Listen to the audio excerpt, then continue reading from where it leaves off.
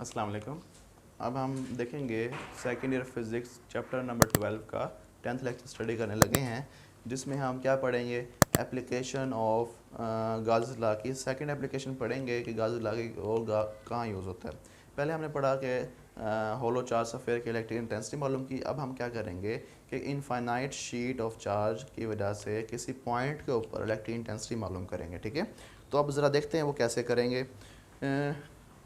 Consider कर लें, अच्छा देखिएगा कि इनफाइनाइट चार्ज शीट को हम नहीं ले सकते, हम उसका कुछ पार्ट ले सकते हैं। क्या कर सकते हैं बेटा, part of infinite sheet charge ले सकते हैं कि पूरी इनफाइनाइट शीट का मतलब शीट है एक हमारे पास, वो इनफाइनाइट है, उसकी कोई हद नहीं है, तो उसको तो हम नहीं कंसीडर कर सकते, हम उसका कुछ पार्ट कंसीडर कर सकते हैं। ठीक है, तो हमने क्या किया, कंसीडर किया a part of sheet of charge, consider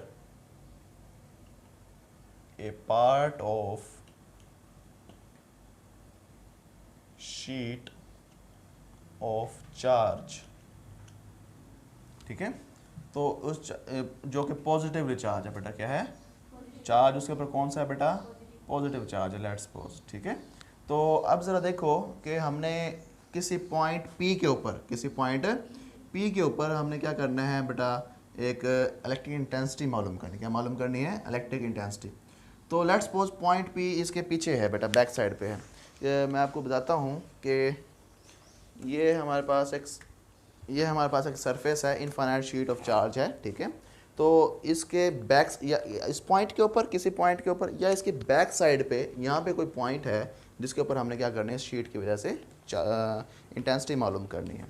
तो लेट्स सपोज कि इस पॉइंट के ऊपर हमने क्या मालूम करनी है, इलेक्ट्रिक इंटेंसिटी मालूम करनी है। इस पॉइंट को नाम दे दिया हमने P पॉइंट। किस पॉइंट का, P पॉइंट का, या इसके आगे भी कोई पॉइंट हो सकता है बेटा। ठीक है, तो हमने इसके सबसे पहले जो काम करना होता है P पॉइंट के, जहाँ पे हमने इलेक्ट्रिक इंटेंसिटी मालूम करनी है, उस पॉइंट से हम कोई एक गॉसियन सरफेस कंस्ट्रक्ट करते हैं। क्या करते हैं बेटा, गॉसियन सरफेस कंस्ट्रक्ट करते हैं, लिखते हैं कंस्ट्रक्टिंग या Gaussian surface.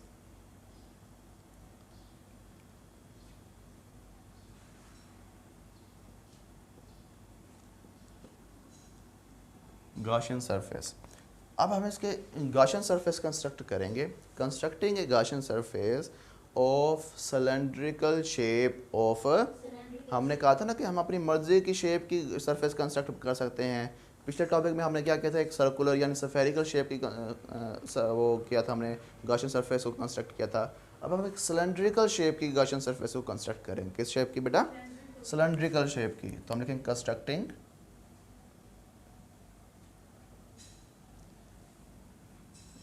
Gaussian surface of cylindrical shape। ठीक है, तो ज़रा देखिएगा इसके इर्द गिर्द हम क्या करेंगे, Gaussian surface कंस्ट्रक्ट करेंगे ऑफ cylindrical shape, इस तरह से।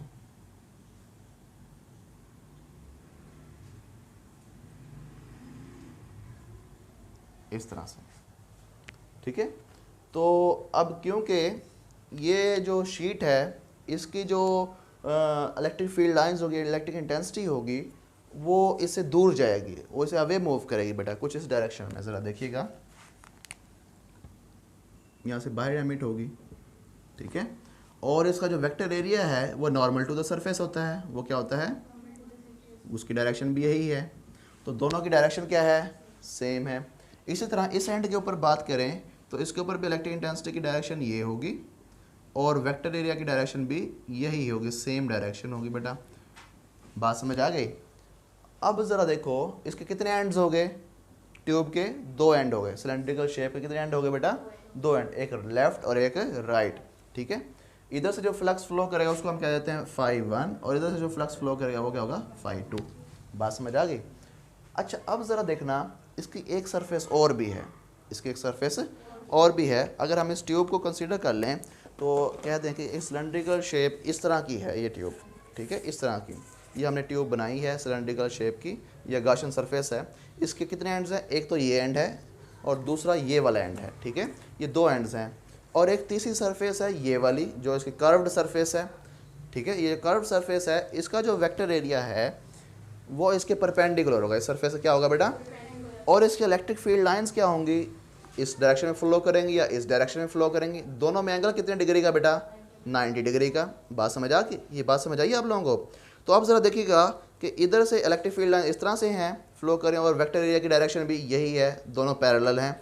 इधर से भी वेक्टर एरिया की डायरेक्शन ये है और फील्ड लाइंस की डायरेक्शन भी यही है, दोनों क्या हैं बेटा, पैरेलल हैं।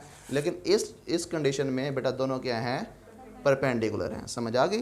तो पता क्या चला कि अगर हम फ्लक्स जब मालूम करेंगे तो ये जो सरफेस है ये वाली, इसका वेक्टर एरिया ऊपर की तरफ है और इसमें जो इलेक्ट्रिक फील्ड लाइंस है वो इस डायरेक्शन में है बेटा। बात समझ आ गई। तो एंगल कितना बनेगा, 90 डिग्री। कितना बनेगा, 90 डिग्री। अब ज़रा देखो यहाँ पे कुछ बातें हमें समझनी पड़ेंगी। वो बातें क्या हैं, सरफेस चार्ज डेंसिटी। क्या बेटा, surface charge density. Surface charge density क्या होती है। अब ज़रा देखिएगा, नाम से जाहिर है एक सरफेस है, उसका कोई ना कोई एरिया होगा, और नाम क्या है, सरफेस चार्ज डेंसिटी। एक सरफेस है, उस पर जितना चार्ज स्टोर होगा एक यूनिट सरफेस के ऊपर, हम क्या कहेंगे कि charge stored by unit area, charge stored by या charge occupy by unit area is known as the surface charge density, is known as, हम लिखेंगे charge stored by unit area is called surface charge density। ठीक है, surface charge density कहलाएगा। it is denoted by, it is denoted by, किस चीज़ से denote करते हैं बेटा इसको, सिग्मा से। किस चीज़ से, सिग्मा से। ठीक है, ये सिग्मा से इसको डिनोट करते हैं। And it is represented as sigma is equal to charge over area, charge over area. बात समझ आ गई। तो हमने पढ़ा ना कि charge stored by unit area, unit area ने जितना चार्ज स्टोर किया है वो क्या कहलाता है, charge stored by unit area is known as the surface charge density. अब यहाँ पे एक बात याद रख लें कि इसका यूनिट क्या होगा बेटा, इसका यूनिट होगा कॉलम्स।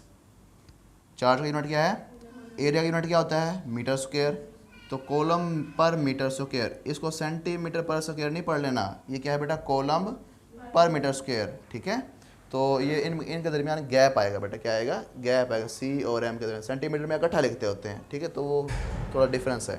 तो चार्ज डेंसिटी का यूनिट क्या होगा, कॉलम पर मीटर स्क्वायर। अब ये एक स्टेप हमने कर लिया, गाशियन सरफेस हमने कंस्ट्रक्ट कर ली है। अब दूसरा स्टेप हमारा क्या होता था बेटा, टोटल चार्ज मालूम करते थे। क्या मालूम करते थे, टोटल चार्ज।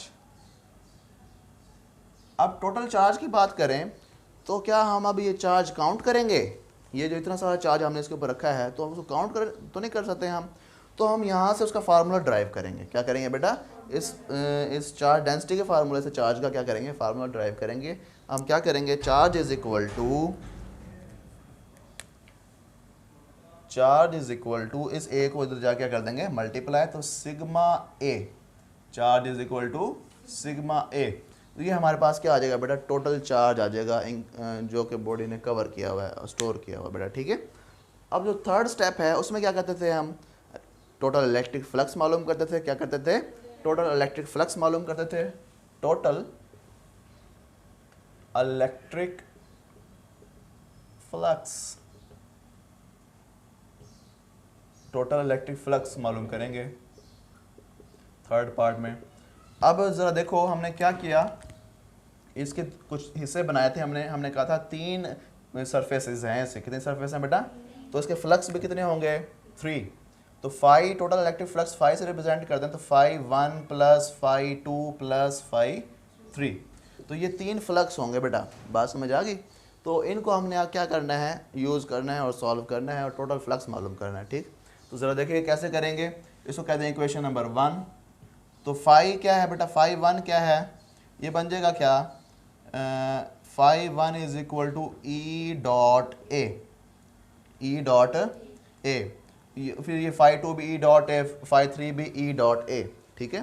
तो अब ज़रा देखो, अगर हम इसको और सिंप्लीफाई कर लें, ये बन जाएगा ई ए कॉज ऑफ थीटा, क्या बन जाएगा, कॉज ऑफ थीटा।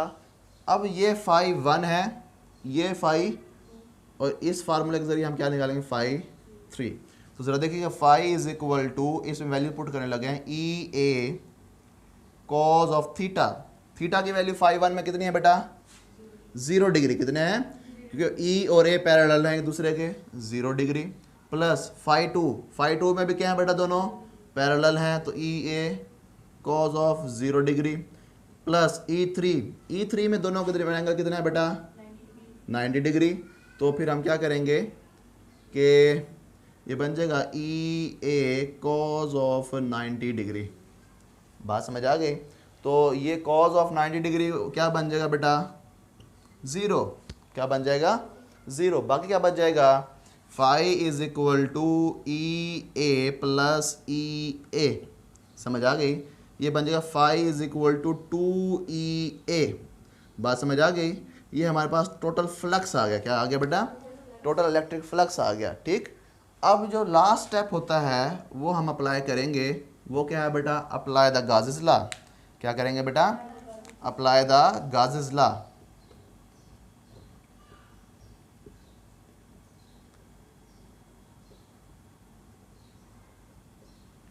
आपने भाई गाउस लॉ अप्लाई करना है। गाउस लॉ का फार्मूला क्या है बेटा, phi is equal to 1/ε0 multiply Q, total charge enclose by the body, ठीक है बेटा।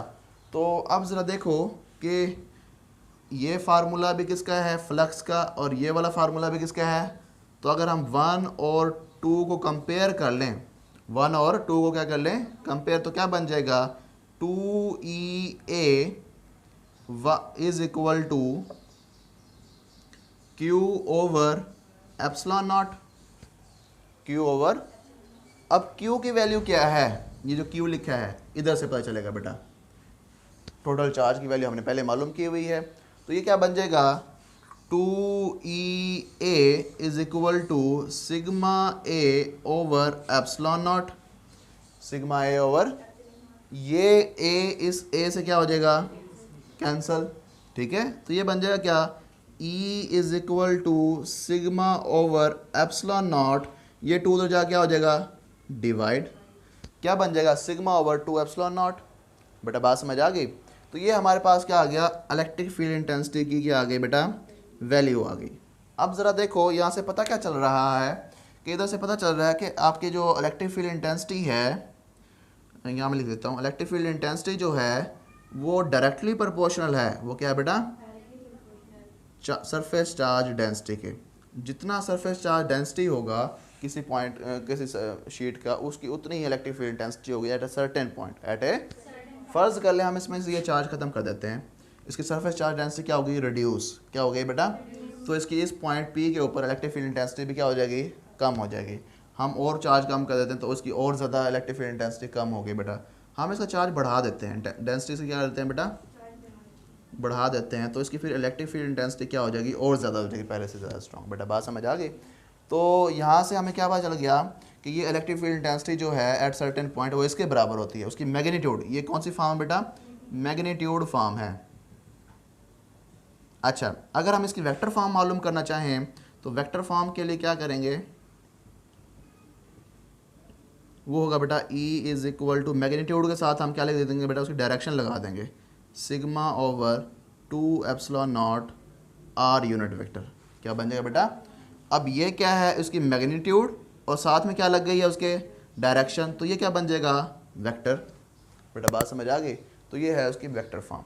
तो if you have any question about the lecture, you can ask freely in the comment section. Thank you.